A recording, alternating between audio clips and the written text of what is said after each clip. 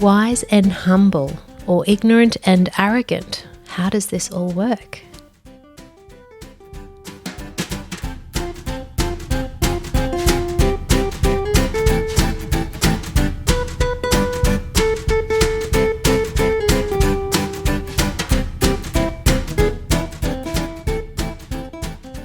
Hello, hello. I don't know about you, but I love that. I just dance. Yes, we all dance. We do a little bit of a little chair jig. A chair jig. That's what we do. You've just made a word, I think. Yeah. A chair jig. Hello, everybody. I'm here with my gorgeous friend, Kristen Coggan. How you going? Hello, darling. And we are back to talk through some. Well, for me, it's actually talking shop, isn't it? Yes. For you, what is it for you? Oh, it's just fun. I mean, you know, it's really interesting stuff, and it's nice to just flesh it out in a relaxed way, and you know. I find it interesting, but it's fun for me. Well, maybe we'll cover a topic one day, and you'll just say, "No, I'm not interested." Yeah, no, that's not interesting. We haven't hit that, have we? And as always, I don't give Kristen any heads up whatsoever. No, not because I'm cruel, although I might be. I reckon you get off on it a bit. I might. I do enjoy a bit of, sparkle going on. Yes. No, but you don't like to have a lot of thinking. No, I don't want to have to think about it. So this is why I can be. And it's fresh. Yeah. Super fresh. No danger there. So it's a genuine conversation. It is a genuine conversation. So you don't know what we're talking about here. No. Okay. Have you ever heard of the circle of knowledge? No. I love the circle of knowledge because I think when you travel along and you notice patterns and you think, oh, there's that again, but you can't quite put language around it. Mm-hmm. Yeah. Well, I was noticing these patterns, psychologist 20 years, spending how long? 50 hours a week with people per week, obviously, and you notice patterns. Mm-hmm. And then I came upon this kind of language. And it's just so incredibly poetic, I think. So basically, it's called the Circle of Knowledge, and I'm going to describe it, but the background's really cool. So basically, these various cultures all have come together and had the same kind of concept to describe this issue, and this issue is about wisdom, or lack of wisdom, and how that presents for people. Do you come across as humble or arrogant? Okay. Very, very interesting. And so these different cultures have all kind of come up with the same visual concept. And, of course, they've all got different language around it. Mm-hmm. And Circle of Knowledge is the translation from the Japanese concept of – so I have studied Japanese and I have lived in Japan briefly, but, of course, I cannot translate it now. Mm-hmm. But, yeah, Circle of Knowledge comes from the Japanese. And so here it is. If you think about your knowledge – and you were to put it into a circle, if your knowledge is small, the inside part of the circle represents your knowledge, and the circumference, the outside area, represents your knowledge of what you don't know. Okay. Yeah? So when you have a small amount of knowledge, you also relatively have a small amount of knowledge of what you don't know. But as your knowledge grows and the circle gets bigger and bigger because your knowledge grows and gets bigger and bigger, the circumference gets bigger and bigger, yeah? Mm-hmm. And so as you know more, you become aware of increasingly what you don't know. Yep. You become more and more humble to all of the questions in the world that you really don't know. Okay. So those two things are proportional. And that's the point. And so this concept is just a really lovely visual way of representing that. Yeah. And so what's really interesting here is when people, obviously knowledge is a great thing. Wisdom is a great thing because, from that it can help you navigate life and you just you grow and you're not stagnant. But when you're looking around at people around you, how do you work out where they sit with this? And it's very much based on their attitude towards learning. And so somebody who's very arrogant based on this approach is basically very ignorant. So when they have a small amount of knowledge, they have a small awareness of what they don't know. Therefore, they're arrogant. Therefore, they're kind of, as our kids would say, know-it-alls. Yep. Good old know-it-alls. Yeah. Whereas people who are, really quite astute and aware of so much and their knowledge is fantastic, then they are quite humble and they're aware of what they don't know. Mm-hmm. So it's I love that concept. Yeah, I like it too. I know. Makes sense. It does make sense. And it's lovely. Yes. And so, on a light note, we're just going to chat about Socrates now. Because, that's what you do. Now, what people don't realise is this was what Socrates was all about. This drove him nuts. He if you want to get on get up there on your stool and have a big old, whinge, this is basically what he kept talking about. Mm-hmm. And he was so right. And obviously he was surrounded by a lot of people who were quite ignorant because he got quite irritated about this. Right. He was very frustrated by arrogance. It was his pet hate. And so I'm going to read for you some quotes from him because I, of course, can't quite compete with Socrates. No. Are you ready? Yes. Okay. Mankind is made of two kinds of people: wise people who know they're fools, mm-hmm. and fools who think they are wise. Yes. How nice is that? Yep. Very true, isn't it? I'm very comfortable being a fool. I don't mean to be full of I'm myself. so arrogant, I think I'm a fool. I don't mean to mess with this, but yeah. The only true wisdom is in knowing you know nothing. Mm-hmm. Mm-hmm. I know that I'm intelligent because I know that I know nothing. So this is Socrates talking. He was a bit of a wise guy. And the last one, my favourite perhaps, true wisdom comes to each of us when we realise how little we understand about life, ourselves and the world around us. So I love reading about this guy because he goes on and on and on, but very poetically. So here's my question to you, my darling. Yeah, here we go. Hit me. Okay, you travel through life and someone comes to you and they're that cocky guy or that, just sassy girl. And I don't mean sassy in a bad way. I love that. But, someone a woman who comes up and she's just got it all going on. Yep. And, she looks you up and down and she's got all the answers and where do you fit in her little world? How do you get this immediately? Do you understand where their world's at? Yes, I do. Like, I think I do, but I don't care. Yeah, nice. But you read it straight away. Yeah. You can peg it. Yeah.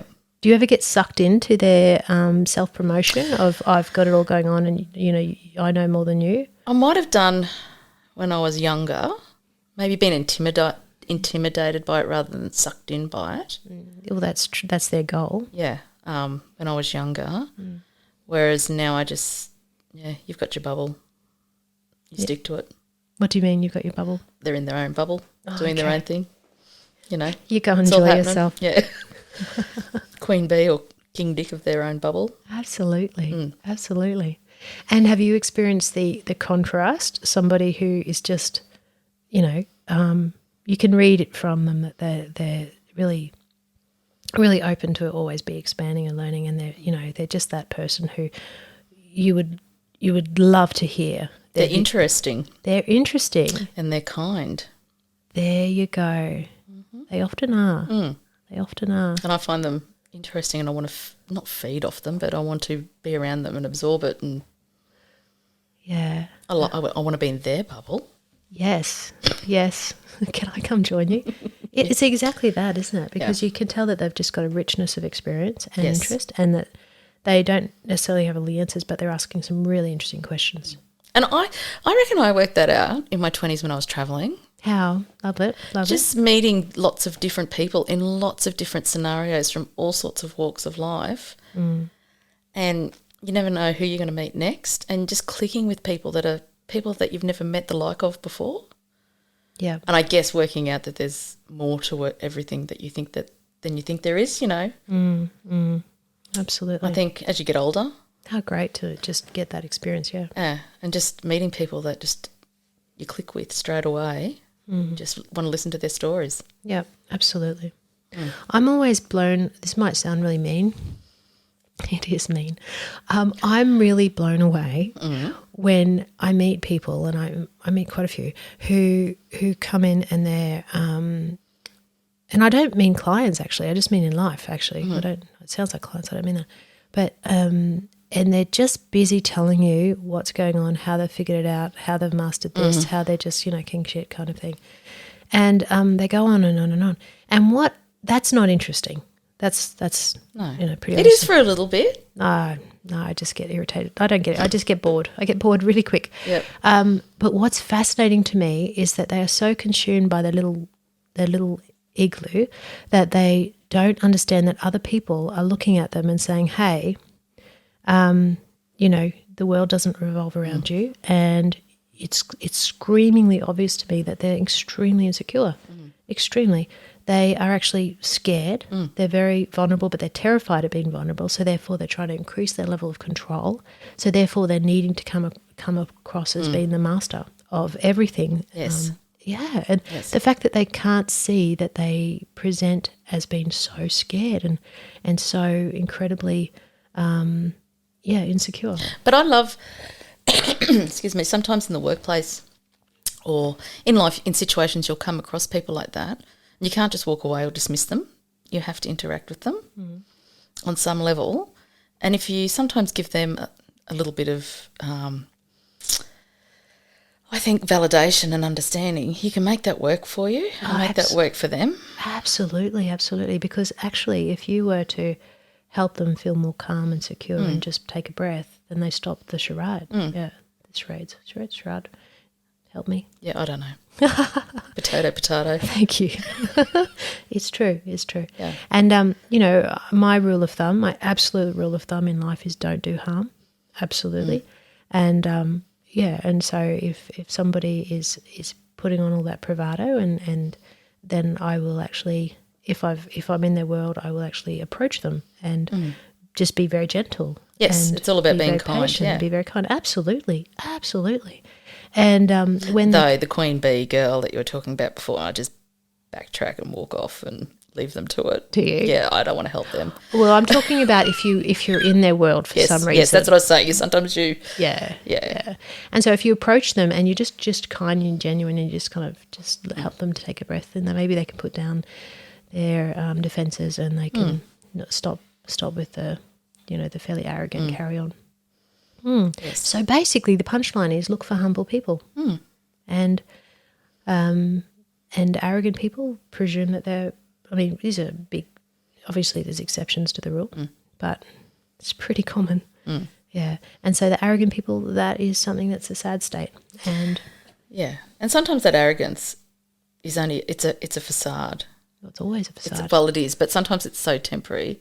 If you can break through it, you can break through that fairly quickly. I think That's true.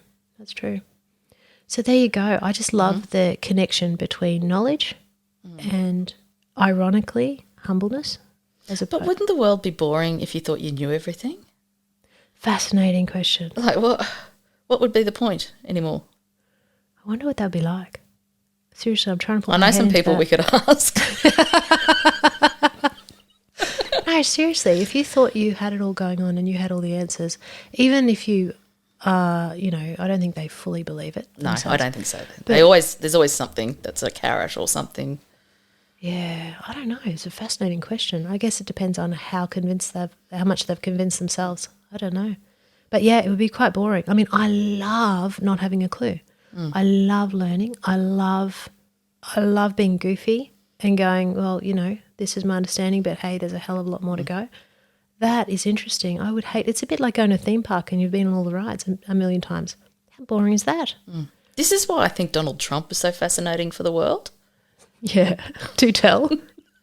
Well, I thought he was very boring. I thought he was so profoundly predictable, it was ridiculous. yes, but it was interesting how he thought he had, well, this is my perception of him, how he thought he had all the answers. He may well do, I'm not sure. But he thought he had all the answers and he was just out there putting that in everyone's face. And it was all about him and you couldn't tell him. It would seem no one could tell him anything. Well, because he knew everything. Yeah. Yeah, so he's a really great And you case would have study to for say this that he topic. has a level of arrogance. So we've just got a case study going right now. Absolutely. Well, when you're a god, you Yes, but this is why you people don't found need him the so little people, do fascinating. you?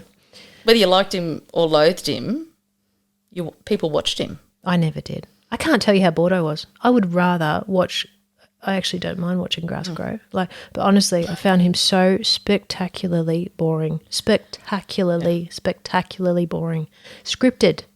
Oh, so much so. And everyone's like shocked. And I'm like, oh, really? Yeah, no. For me, it was a bad day at the office. Anyway, great case study. Anyhow.